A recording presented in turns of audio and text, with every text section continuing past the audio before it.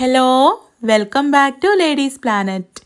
ഇന്ന് നമ്മൾ ചെയ്യുന്നത് മക്രോണിയും മുട്ടയും കൊണ്ട് ഏത് സമയത്തും നമുക്ക് ഉണ്ടാക്കി കഴിക്കാവുന്ന ഒരു അടിപൊളി വിഭവമാണ് കേട്ടോ.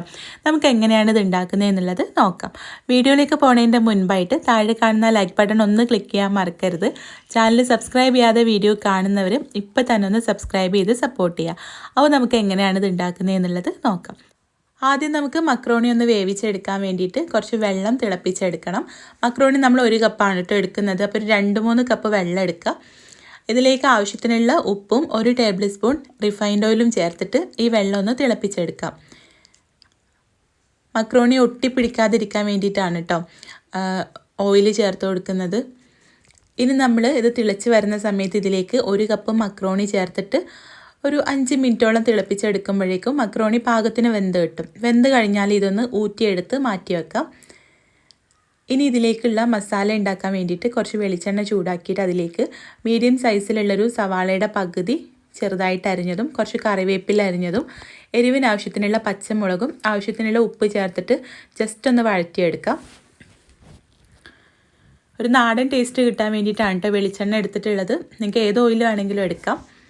ഇതൊന്ന് വഴന്നു വരുന്ന സമയത്ത് ഇതിലേക്ക് 1/2 ടീസ്പൂൺ ഇഞ്ചി വെളുത്തുള്ളി പേസ്റ്റ് ചേർത്തിട്ട് അതിൻ്റെ പച്ചമണം മാറുന്ന സമയത്ത് ഇതിലേക്കുള്ള മസാലപ്പൊടികൾ ചേർത്ത് കൊടുക്കാം.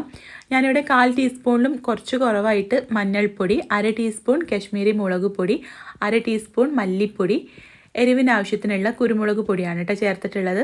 പൊടികൾ ചേർത്തിട്ട് അതിൻ്റെ പച്ചമണം മാറാൻ വേണ്ടിയിട്ട് നല്ല പോലെ ഒന്ന് ഇളക്കിയെടുക്കുക. എന്നിട്ട് ഇതിലേക്ക് ഒരു മുട്ട പൊട്ടിച്ചൊഴിക്കുക. മുട്ടയിലേക്ക് ആവശ്യമായിട്ടുള്ള ഉപ്പ് അതിൻ്റെ മുകളിലായിട്ട് ഇട്ട് കൊടുക്കുക കേട്ടോ.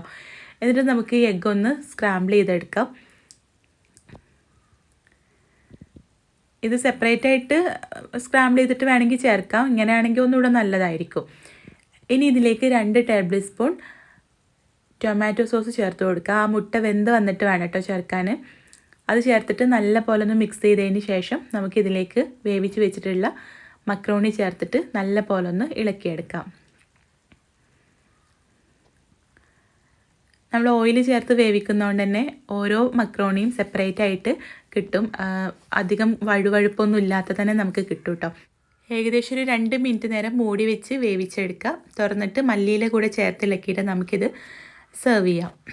നല്ല ടേസ്റ്റി ആയിട്ടുള്ള ഒരു ഐറ്റമാണ് കേട്ടോ. ട്രൈ ചെയ്ത് നോക്കുക, നിങ്ങൾക്ക് ഇഷ്ടമാവും. കൂടുതൽ വീഡിയോസിനായിട്ട് ചാനലൊന്ന് സബ്സ്ക്രൈബ് ചെയ്യാൻ മറക്കരുത്. താങ്ക്